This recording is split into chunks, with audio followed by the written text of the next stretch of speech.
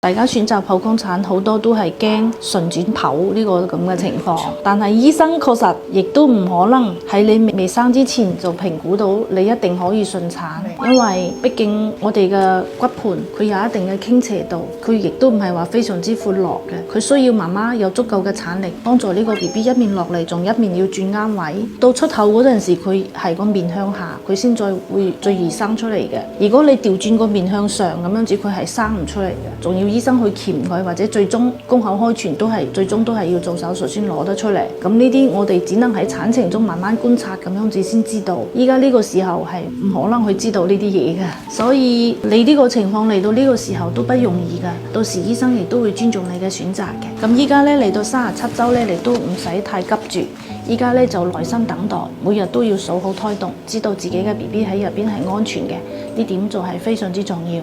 如果胎動太多太少或者有咩特殊嘅話，就立即要過嚟睇醫生。